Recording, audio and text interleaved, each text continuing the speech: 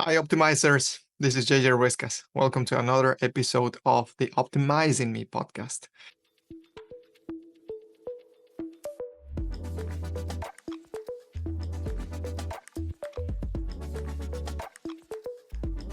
The show where we dive deep with top performers to uncover their stories, their challenges, the lessons, and the mindset that drive them to excel. Today's guest is a standout leader in executive coaching and leadership development. With a deep knowledge in cognitive neuroscience and meditation, she has pioneered the revolutionary stabilized flow method to help individuals achieve and sustain peak performance. While progressing in her PhD and expanding her business, our guest faced the brink of burnout. Staying true to her teachings, she chose to pause and recalibrate, focusing on her health and the principles of balanced living. And today we're going to talk about that as well.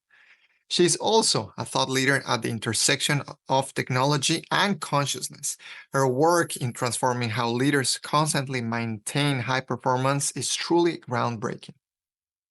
I had the opportunity to experience one of her meditations firsthand last year, and from that moment, I became a student of her work.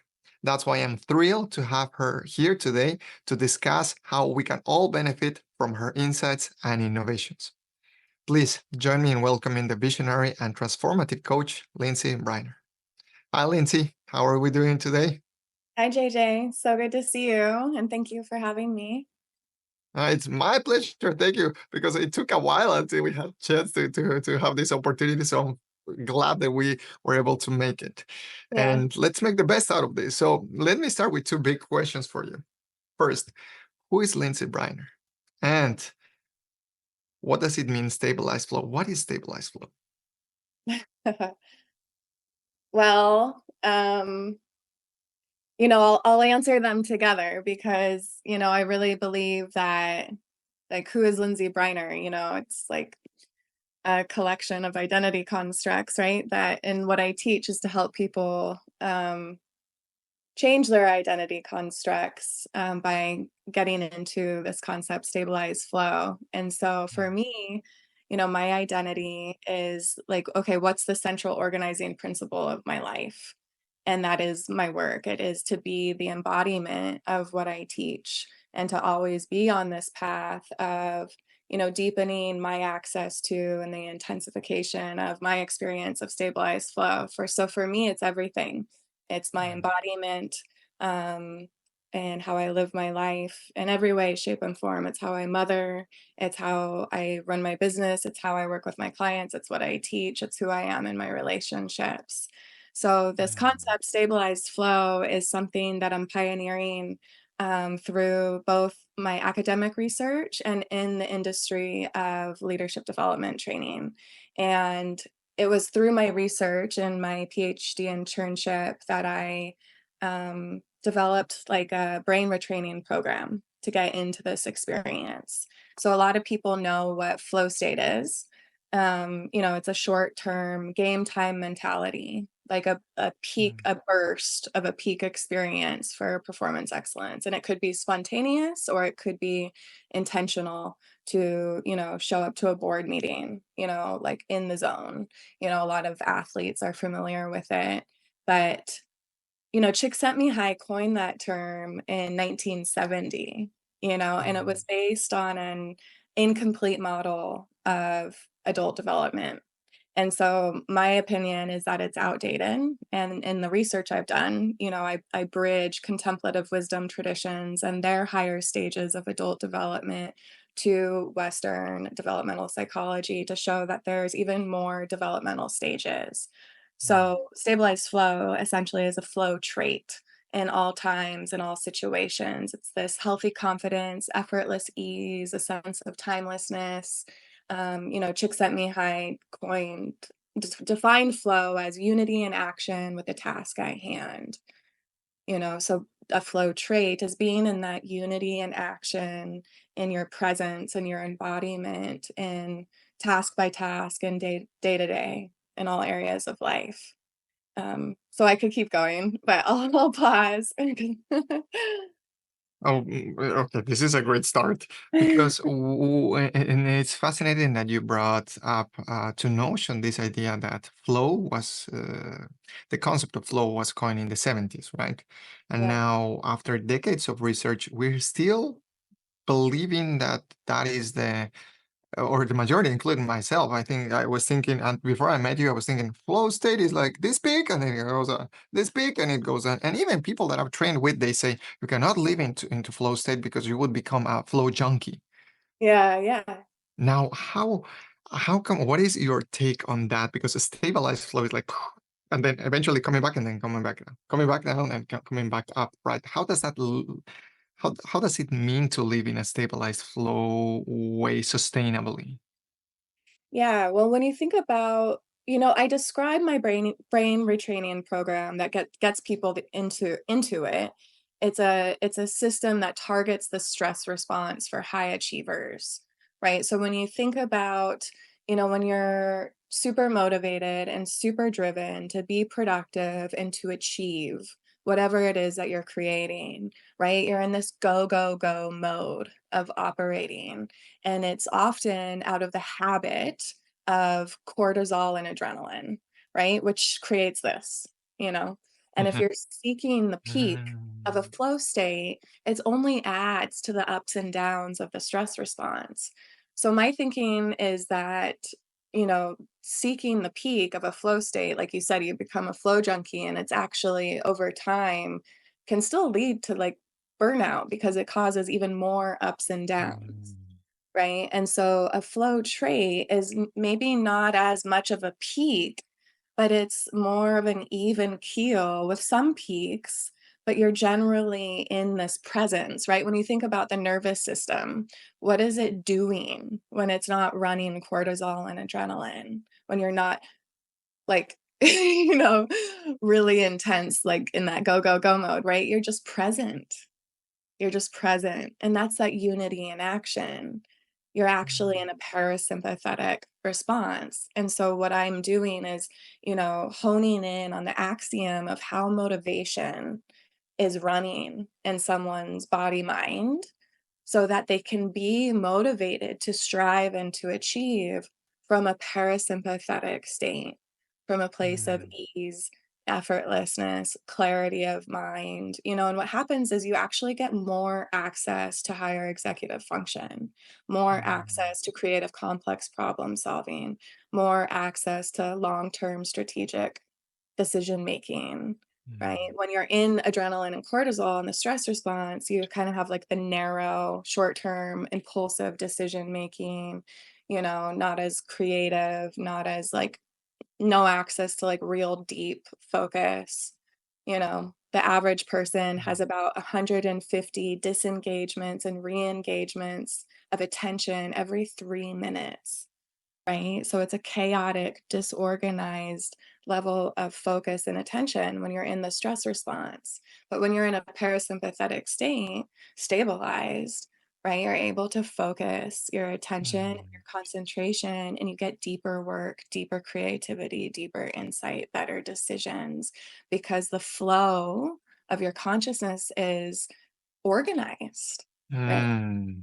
Wow. Okay. Okay. You're giving me, and we've talked about this in the past, but you're giving me a completely different perspective that I didn't think about. Now let's put a pin. Let's put a pin here in this part. So let me go back in time. What was the path or the key moment that led you into this moment that we're talking about? What happened? Everyone asks me that question, and I never know how to answer it because it's just been, everything in my life has led to this, and I feel I'm so grateful because I feel like this is really my higher purpose, my dharma, and truly everything in my life has led to this. And I think what I usually say is it goes back to, you know, I was in elementary school and I started training to be a long distance competitive runner. And so I developed this identity construct around being a long distance runner. And it was like my everything, right? And at some point later on, when I was pretty seriously competing in cross country, I got injured. And it was a total ego dissolution, right? Because it was like, "Who am I if I can't run?" And at that point, I was introduced to meditation and yoga for the first time, and I realized that I could actually get the same kind of, therapeutic response in my nervous system, in my psychology, in other ways besides running. I could Mm. get this the a sensation of the runner's high, or that sense of flow, that sense of unity and action, of being present and just being, I was almost like addicted to the running. And I realized that there was like more holistic approaches to get the same effect, right? And I also just, at a young age, due to the own adversity that I faced in my childhood, just had a lot of compassion for people and wanted to always just be on the path of my career to help people. And that led me to psychology and neuroscience, and yeah, and here I am. And so that is part of the story, right? And obviously, I'm going to go a little bit on the stages because it is basically your personal adult development and career development that now we're seeing then here intersect and turning into like you mentioned, the work of your life that is called at this moment stabilized flow, right? And so, what was it that, or how did you started getting into this thing of executive coaching and leadership? Because I know that you were a researcher at that point. Is that correct? How Yeah. how did things turn into now working with executives? And it's funny that we were talking about high executive functions for high executive people. Or Yeah. Yeah. Yeah, definitely not a traditional executive coach because my background is more in academics and research, Mm, um, than in business, right? So I'm a little bit of a unicorn in the industry in that way. But it was basically, I've been seeing clients, for 15 years in a variety of formats, and I got a master's degree in transpersonal counseling psychology, and, had been seeing clients, through the program. And at the point of, facing getting my license, I decided not to because I got inspired by a lot of the research that I was reading in neuroscience, and decided that I wanted to do research instead. But I continued to see clients on the side because it was just a skill that I honed and got good at, so I just kept that on the side while I pursued research, doing mostly like, limiting belief work, mhm, deconditioning work, family constellation, hypnotherapy, things of that nature. So a therapeutic approach to seeing clients. But then, when I was doing my research, it was on, a program that taught every different primary lineage tradition of meditation, the research, and combined it with a bunch of positive psychology exercises. It was a 17-week long experiment. And I ran, hundreds of participants through the 17-week long program, and then also analyzed a huge, huge data set, from mm, the program. And while I was working on this data, I was at the Transformative Technology Lab in Silicon Valley. So it was also a lab where we were doing a lot of, brain stimulation research with different neurotechnologies or virtual reality. mm, And it was like a hub, in Silicon Valley, the consciousness hacking group. We started a conference, the TransTech conference. And so I was just in this network of, startup founders and executives. And so they were drawn to me for the coaching work that I was doing. And I just started attracting a lot of executive coaches. And at that point, I realized that actually prefer to work with them because what I offer, and I brought in my research, and that's how I developed the brain retraining program, and it just works better for them because I'm one of them, right? mm, I'm a high achiever, and I started to identify universal patterns in the survival pattern of the stress mm, response in high achievers because I saw myself in them. And it was, what I had to work through in myself that I was helping these executives with because they're all so similar, right? And mm. yeah, just and I decided to stick with it because they also do the homework that I tell them to do, the That's the typing, just point. tell them. Yeah, yeah, yeah. They will shut up and they will follow along. Yeah, yeah, Yeah. yeah. That's Very fantastic. disciplined, yeah. Yeah, very, very disciplined. Yeah, I know what you mean. Now, so question, let me jump now from because you're talking about this program, 17-week program. Was that by Dr. Jeffrey Martin Yes, or yeah, he who's? was my Oh, nice, supervisor, yeah. nice. My guess is that he also became part of your mentor at some point.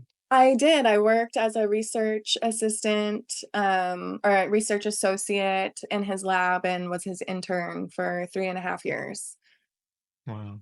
Nice. So basically, you're piggybacking on his work, which is beautiful. You're branching out and created a refined version of that then. It's similar, That's but very different, ah. yeah, yeah. In what ways is similar and different? Because I've been also looking for Jeffrey Martin's work, and I was thinking, should I get that program? Should I go with Lindsay's? Tell me a little bit. Yeah, so I do because of my experience, in the last 15 years doing the limiting belief work, Mhm. or what I'm calling identifying the false self narrative, Hmm. right? Because there's two things that will prevent someone from getting into flow or throw them out of it if they're in it. And that's the inner critic, the voice of the inner critic, and also task switching. So there's a method to master task switching, but then there's the inner critic, which is kind of always there running in the background. It's like these deeply ingrained, hardwired, limiting beliefs that we bought into in an underdeveloped brain, right? And there's a spectrum of experience from severe trauma to like a slow trickle of little things that build up, right? And it's any instance, from 1 to 7 of a child going, I don't feel a little bit safe, or I don't feel safe at all. And then the brain's job is to explain why we don't feel safe. And that's where the limiting beliefs start to come in, right? So I do some work, a lot of work on like a data collection process to identify what the gestalt of the false self narrative is so that you can start to disidentify from it, and that's where you can drop into the parasympathetic nervous system and still be Mm, productive, right? When you're not doubting yourself, when you're mm, not unconsciously self sabotaging by procrastinating consistently, right?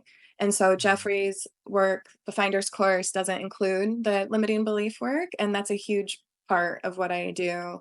And then I also he uses a find your fit method, which is really great and it works for a lot of people.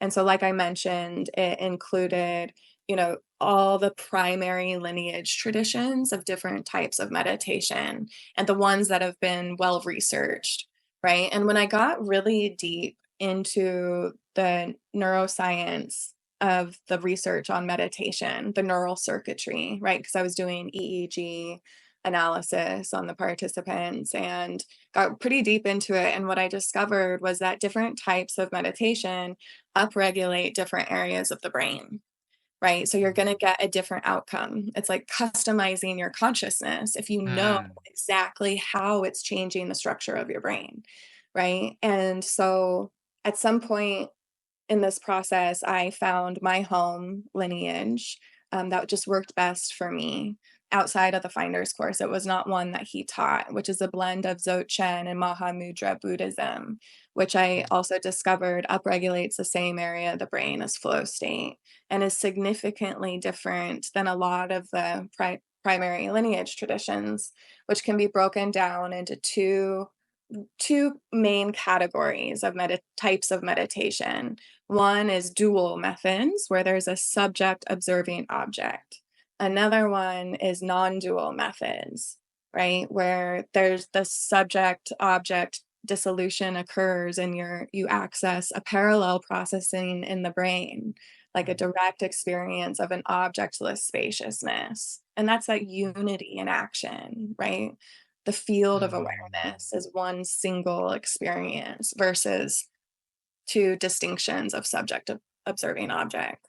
So So that's those are the differences. I do the limiting belief work piece, and then I also stuck with a very specific style of non-dual meditation. So from these two pillars or these two categories, you go with the non-dual. Yeah, I would call it where the dissolution or the unity really happens. Yeah, yeah. And which now lets me, and you're giving me so many rabbit holes to get into. Thank you so much because I don't know if we're gonna have enough time, but I love it. So Can I now say let's one more thing about the please finders? go ahead. The third difference I wanted to mention, Yeah. um, is that, I sat in that lab for so long every day, and it became kind of a joke, this thing that we called the motivation problem. Jeffrey and I joked about it all the time, and everyone that came in and out of the lab. It was that people who went through the finders course completely lost motivation and didn't want to work, often quit their jobs, things of that nature. And so it was kind of like this, oh shoot, like there's this motivation problem, what do we do about that? And it was never solved. So and that's really everything that I teach is targeting motivation. So I solved the motivation problem by bringing in the non-dual piece and the limiting belief work and the way that I teach it to target the stress response too. So Wow. So the finders course led to breaking in motivation. I don't wanna Fantastic. it's still a great program. I'm not Yeah. gonna Yeah, tell you yeah, to yeah, not I'm gonna do take it. it. I'm gonna Yeah. take it. And it depends on what you want what your outcome to be. If you're a high achiever, it may not be the best option for you. But Mhm. if you're able to chill out and, what he calls non-symbolic experience, then it works. It has a, like, 66% success rate for people. Wow. Which leads me to ask about specifically the non-symbolic experience and non-dualism, because once you start telling me that we are hacking consciousness, or I would say being very precise with the type of consciousness or lens that we want to apply, now we're getting into a completely different realm of existence, right? So how does your work relate to those states, or and maybe this is taking us also into the path of what is developmental stages, Yeah, right? Because we started, and I mentioned that we were going to get back to this point, so yeah. I'm maybe bringing back the pinpoint here. So what are developmental stages, and let's start going with that, because something tells me we're going to get into the understanding of non-symbolic stages and definition. Yeah, that's a great question because it's a primary distinction between a flow trait and a flow state, right? So a Mm. flow state, as it's defined, can be experienced by anybody at any age. So my 6-year-old experiences a flow state when, he's on his BMX bike, right? But so it's not a leadership attribute in that sense because anyone at any level of maturity can experience flow state. And that's what developmental stage growth is. It's when you go through a fundamental identity shift, that's a permanent identity shift. And Mm. that's maturity. That's a developmental stage transition, right? And so a lot of people are familiar with Maslow's model of, his needs and development, right? And so his model, which stops at self-actualization, right, at the top of the pyramid, that's where he kind of put flow state in, is that when you become Mm. self-actualized, when you start to really know who you are and what you want to achieve and create in the world, and you're confident that you can do it, that's self-actualization. And when you are really clear about who you are and what you're creating, you start to experience more flow state, right? But at some point after his model became popularized, like it was already in all the textbooks for general psychology, and he had a near death experience, right, in his old age. And he had an out of body experience in his near death experience. And it was like this mystical experience that he had never had before, where as he describes it, the locus of his identity as a sense of self, as a collection of stories, a collection of narratives, identity constructs, the locus of that identity structure shifted from being self centric to interconnected Mm. outside of the self. We're in the field of awareness. right? And so he amended his own theory and added self-transcendence at the top of the pyramid. But by then, it was kind of too late because it was already popularized, and Wow. then I just published a paper with Roger Walsh, who's an incredible, he was like the OG who bridged meditation with Western psychology a long time ago. And we published paper on meta motives, where there's stages even above self-transcendence. And, Maslow's model matches a lot of the other models in developmental psychology. There's a bunch of them, Suzanne Cook-Reuter's work, Ken Wilber, all of these different theories, but they're all really similar. They're all kind of the same when you overlay them, right? And so we add three higher stages of development from the Eastern contemplative traditions Mm, above self-transcendence. So it doesn't really end, right? And that's where we identify a stabilized flow, because stabilized flow, a flow trait requires a lot of maturity. It requires developmental stage growth to get into these higher developmental mm, stages that the Eastern contemplative traditions identify to get there.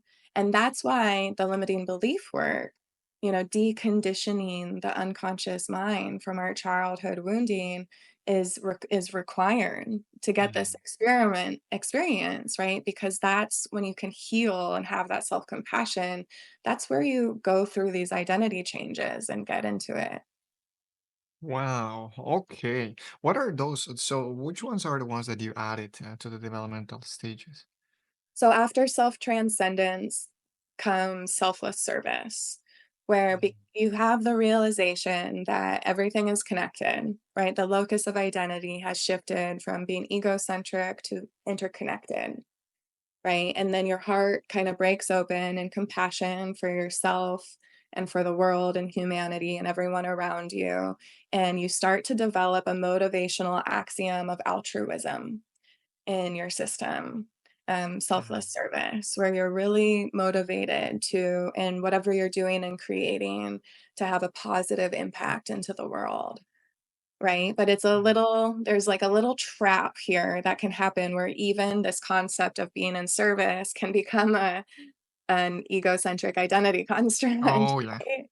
And Oh, then you yeah. have to wake up again out of those constructs and remember at a deeper level, that everything is connected. And when you've already down regulate the sympathetic nervous system and start to grow in this way, basically what happens is the next stage is motivation transcendence, where you start to see, people talk about synchronicities being intermittent, right? But at this stage of motivational transcendence, you start to realize like that life is kind of one big synchronicity moving through you. So this sense of effortlessness and clarity of perfection and acceptance and allowance at a deeper level. And then it's like, who am I? I remember when I went through this and it was like, okay, my business is going really well. If I'm not motivated to survive because I have money, like, who am I? If I'm not motivated by an old identity construct of having to prove myself to be Mm, worthy, to prove that I'm smart enough and good enough to be worthy, like needing that external validation. If I'm not doing that thing anymore, that competitive thing anymore, like who am I outside of that? Right? And mm, like, what am I even doing? But at that point, the selfless service was already set up, and mm, so I got to deepen and not be motivated by those old coping mechanisms and identity patterns, and deepen in my embodiment. And then the next stage is transpersonal spontaneity, and mm, that's where stabilized flow happens.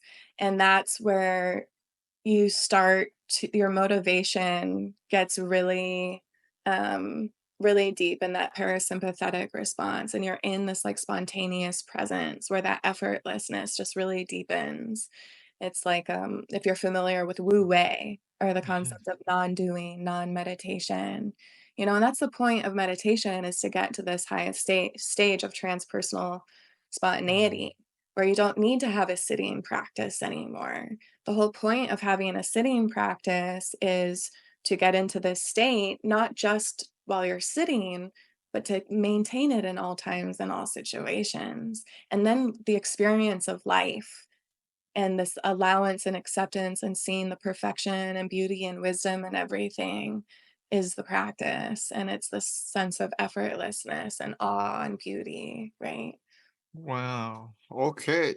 By the way, do you know Dr. Micro Hamilton from Apeiron? Here in Austin, Apeiron. I need to get you in contact with her. We were talking exactly about the how you were defining the self-service level with her. She's fantastic. The way that her Oh, consciousness works is another level. I need to get you in contact with them, okay. and also bring her to and her husband, Dr. Daniel. Daniel. Oh, blanking with the name here, but I need to get in touch with them. This is fantastic. You're blowing my mind. Thank you so much, Lindsay. Now, question: what are the? Is this only through meditation that we get into those levels, or what happened in the case of Maslow? A near-death experience, not recommended for everyone, but it took him to another level. And Yeah. in your work, is mostly meditation, is solely meditation, or what other ways do we have? Yeah. Well, I'll explain two different Yeah. distinctions first from integral theory, right? That some people I think are familiar with, which is there's the radical path of development, and then there's the gradual path of development. And the radical path is like Maslow. He had a spontaneous mystical peak experience. And people, with the use of psychedelics, have a peak mystical transcendent experience, right? And it's radical, it's that peak, right? But the issue with that, the ups and downs of that, like we described, is that then those peak experiences get interpreted through your baseline level of development. And then Mhm. there's a lot of traps there to reify, outdated identity constructs and that are Mhm. more egocentric, right?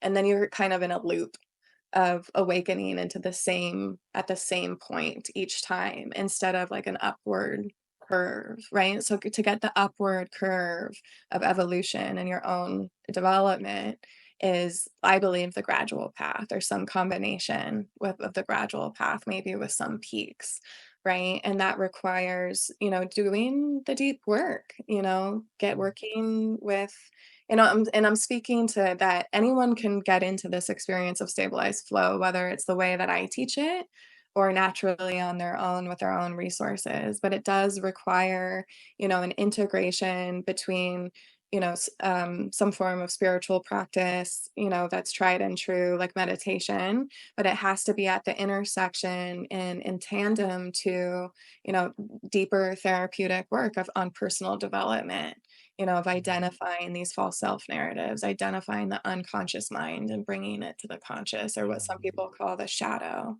right? Mhm. And because if you're not doing that, there's spiritual bypassing occurs, right? And that's where people get stuck in this loop, right? Like it's like a cul-de-sac, So Mhm. the way that I do it, a lot of it, there's I would say one third or less of it of what I teach is this specific style of meditation. But the other pieces are, the false self narrative piece that we talked about, but Mhm. then also a lot of self directed applied neuroplasticity, which is Mm. the technical term, right? So I think of it as like there's the false self and then there's the best self. And then in non duality, there's like the no self, right? And it's the combination of all of those parts moving in unison that really seem to do it for people that really work. And this the concept of the best self I've been calling this process precision repatterning. So it's Mm. being able to identify your survival pattern, the false self narrative, the limiting beliefs, but not only in the mind, not only in these thought patterns, but it's a sensation in the body. A visceral Yeah. sensation. Yeah, and a lot of high performers, their nervous system, the way that it operates is like an up and out, so being Mm. very cerebral and externally oriented, goal achievement, also needing external validation. And it's kind of like wearing the nervous system on the outside, right? But then we get cut off from the embodiment.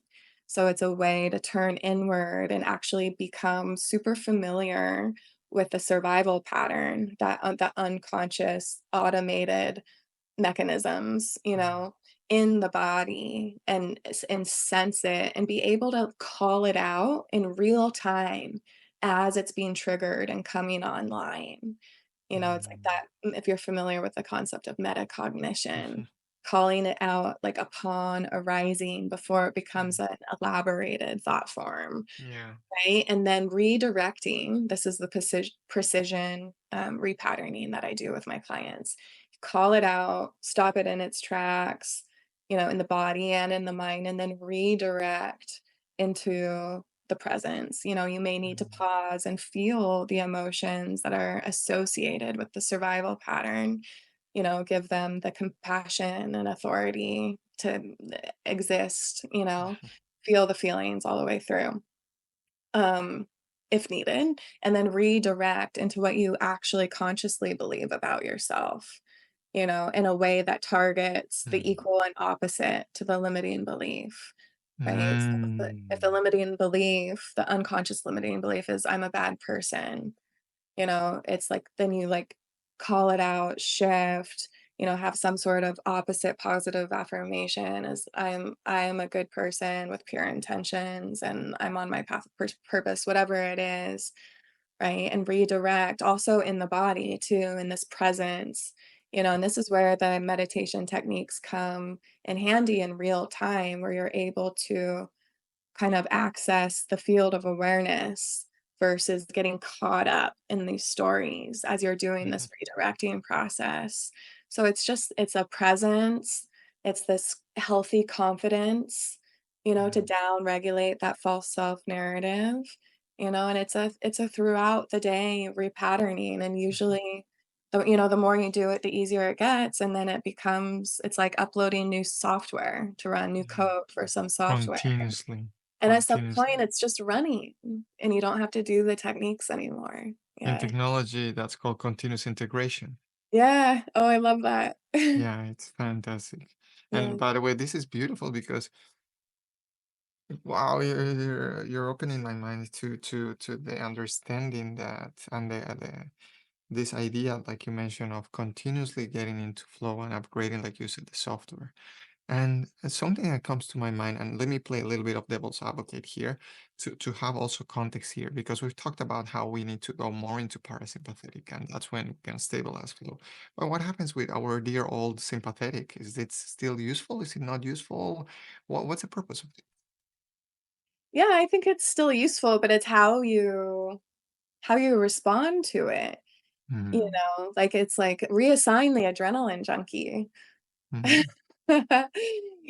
Because the risk there is that we get hijacked into these downward spirals, Mm. you know, and that's where the limiting beliefs can hook us, and then we get Mm. stuck, and then it's like an old habit where we get stuck into this downward spiral. So yeah, the adrenaline can be useful if you know how to direct it and not get hijacked by it in a way that's unhealthy. Got it. Let's go now into a little more of advice to the audience. So, similar to yours, the audience here are more ad- executives or startup founders, high achievers in essence. Now, if you would stumble upon one of them and you have not one, not 10 floors, let's put 20 floors, this one in this elevator pitch style, what would be something that you can that you would suggest to remove? And what's something you would suggest to add so that they can start optimizing and getting into stabilized flow? Maybe it's not only adding, but there are also things that once we remove, it's easier for someone to get. So is there anything that you would highlight in those, I don't know, 1 or 2 minutes of conversation? Yeah, I would say be what I would add, I'll start there, is to be Mhm. a skeptic of your own mind. Mm. Don't believe everything that you think about yourself. Be really, in whatever way you can develop some more self-awareness and a deeper listening to say, like when you hear the inner critic come online, to question if it's really true. you know, Mm, and not believe everything that you think. And, in that sense, get rid of the inner critic, do whatever resources that you have that work for you to develop a healthy confidence, to get that inner critic in the mm, back seat and then and then be that critic for when it comes online. Question it. Where did that thought come from? Is it really true? And it's really the resources that you use to develop a healthy confidence should be something small, simple, and sweet every day, like a mm, gratitude practice every day. It seems super rudimentary and annoying and cheesy for at times, I think, but it actually really works. And it's just something, anything every day, but it should be the same thing every day, even if it's short and sweet, like literally 30 seconds for a minimum of 2 weeks. And it's mm, after 2 weeks that you'll start to notice the difference. And then you can switch it up and try something else, a mm, forgiveness practice or anything that you like that works for you. It could just be a song, like a 3-minute song that makes you feel really happy. Listen to it every morning for 2 weeks to notice the difference and then switch it. mm. Between you and I, the one that works for me, it's even shorter. So I developed this notion or this idea of kind of rewarding myself. So I'm very tactile. And so all day long, when I finish something or when I have a positive thought and I'm able to reframe something, I'm doing this. I'm doing that, right? So rarely people will notice it, but I'm kissing my hand Oh, next wow. to something. Yeah, it works so well for me. Wow. How interesting. Yeah, it's because I'm more tactile. Yeah, So it works in that's a that good way. one. Good. I know But I'm it I'm preaching to the choir here, talking to I don't know, we just it's you. exchanging, but it's so interesting, right? Because every nervous system is different. We need to find something that really works for us. And like you said, probably experiment for 2 weeks and then starting with this thing and then Yeah. refining until something sticks. And we know that Yeah, that's going to be. but you gotta commit to it for 2 weeks to notice if it has a result and what that result is, right? Yeah. Now, let me ask, what is that works for you these days? What's your daily habits of stabilized flow?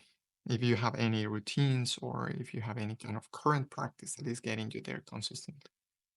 Yeah, well, mine, I'm really passionate about my meditation practice, my sitting practice, and my study. I really like to read the root text, Tibetan books that bring a lot of inspiration to me. So it's just about maintaining my sitting practice.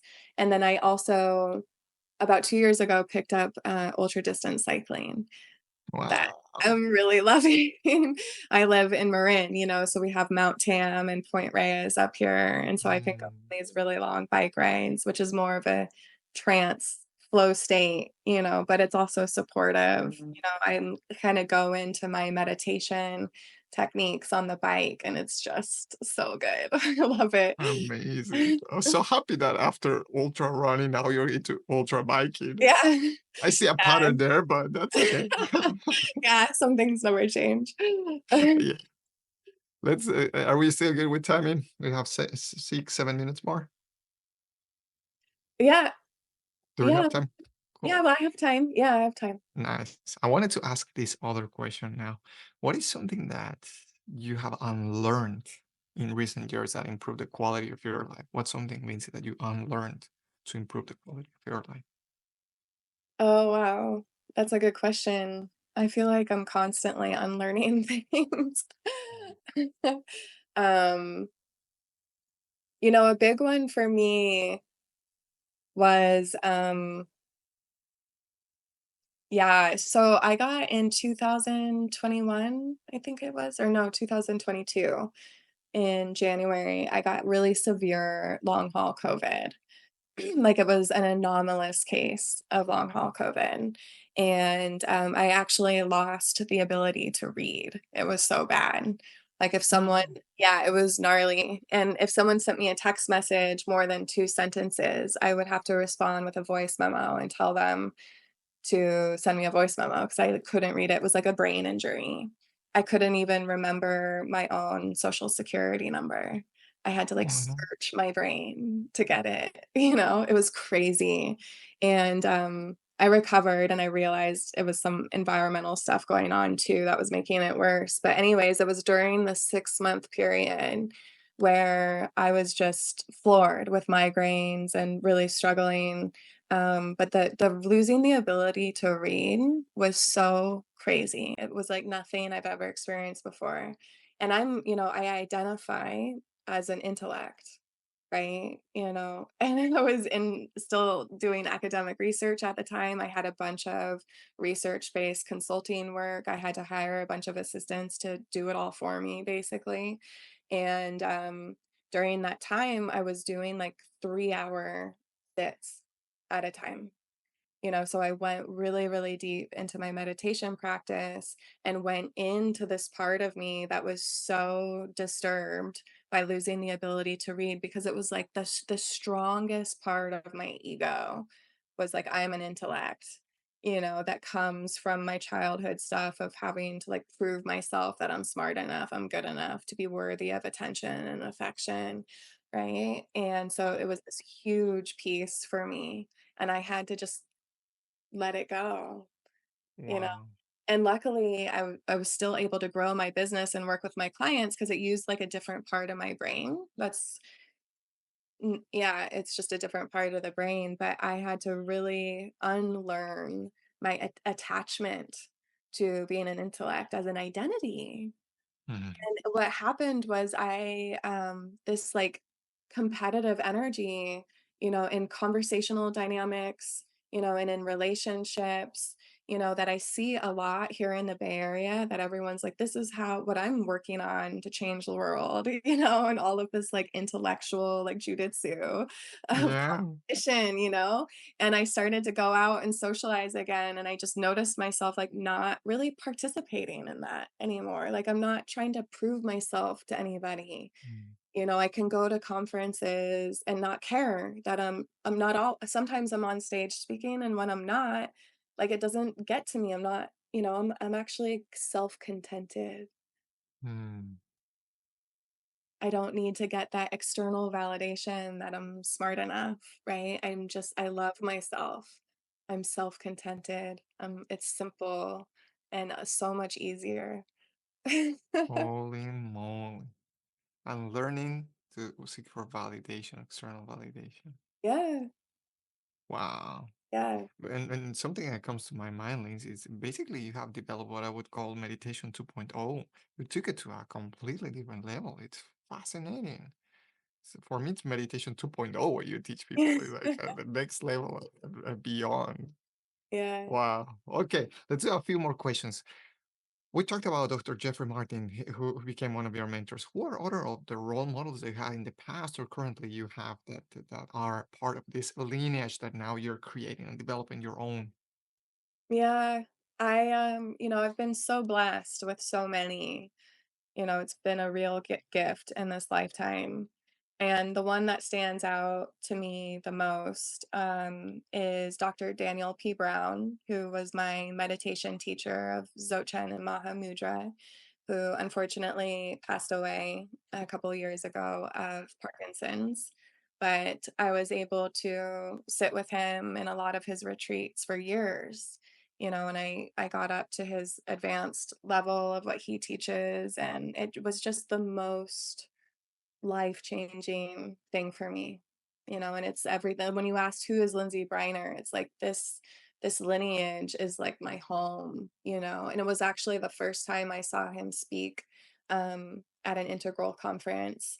It was like I knew it right away. Like in the first Wow. 10 minutes of talking, I was like, this is it, and he's really so what he's brought this he's like the only Western teacher that brought this specific lineage to the West. Wow. And he spent 48 years translating the last of the Tibetan texts in between teaching as a psychologist at Harvard. He was a true master. And I did some trainings with him and he gave me permission to teach the stages of realization of Mahamudra in my own style. So he's a big one. Also, I worked as a research assistant to Nassim Haramein for many years in Kauai, who's a physicist. I helped him write a paper called Quantum Gravity and the Holographic Mass. Um, so, unified field theory, and he was a great teacher in the on the relative nature of reality and intellect. And, Wow. um, yeah, there's so many. Dr. Lisa Cooney in San Francisco was a psychologist way early on, this incredible powerhouse female that I interned with for years, who taught me a lot of the limiting belief work and mixed it with hypnotherapy and shamanism. And she was, yeah, she's like the foundation of everything that I do. Wow. I will have to do more research on them. So Or many. homework. I love it. Lindsay, let's go to the end, to the closure of these last two questions. Where do we people can find you on your work? Yeah, so my website is lindsaybriner.com, Lindsay with an A. And yeah, everything's there. I have a group program that I run periodically. That's 8 weeks. I do one-on-ones, and I also am just starting to do a monthly drop-in session for everyone on my email list. So if you go to my website and sign up for my email list, I'll be doing a live sample sessions every for 2 hours once a month. That's Hmm, gonna be new that I'm really excited that's about. fantastic. Yeah. You'll see me there. You will see me there Awesome. definitely. Nice. And we'll put all of these notes also on the notes of the episode notes. Now, to finish, I would like to ask you, Lindsay, if you could leave the audience with one question to expand their minds and get them into stabilized flow, what would that question be? Yeah, to get into stabilized flow, huh? Or expand their minds and to get them in stabilized flow? That Yeah. question, what would be the question? So I'm gonna borrow a question from Roger Walsh, who I recently did this paper with, and he calls it a wisdom question. And the one that I'm gonna borrow from him is, how do I change my life completely to be an ongoing instrument for social change? Right, and that's that like the positive impact into the world. We're living in these crazy times right now, right? So it's like that stage of the selfless service is really crucial, especially in leadership. So how can I change my life completely to be an ongoing instrument for positive impact? Right? People get so fixated with decisions and conclusions about the concept of what they're creating and doing that they forget to be flexible and fluid for the unexpected, and to be open to change whatever you need internally, your internal compass, and externally to be an ongoing instrument for positive impact. Wow. Thank you very much. It's making me also question myself with so that question. I really appreciate it. Is there Mm. anything else that you would like to leave us with? No, you've been so great. It's so good to see you. Likewise, and we will have to find, I would say, another time to catch up because your Yeah, work keeps upgrading. yeah. Uh, Yeah, I would love that. Nice. Thank you so much, Lindsay. Now, if you guys enjoyed this conversation with Lindsay Briner, give it a thumbs up and subscribe to receive notifications for upcoming episodes, interviews. And if you happen to have anyone would like to bring to the show, please send me a text message or a message or an email on the net. That's all for today. Keep learning and keep optimizing. Talk to you soon, guys.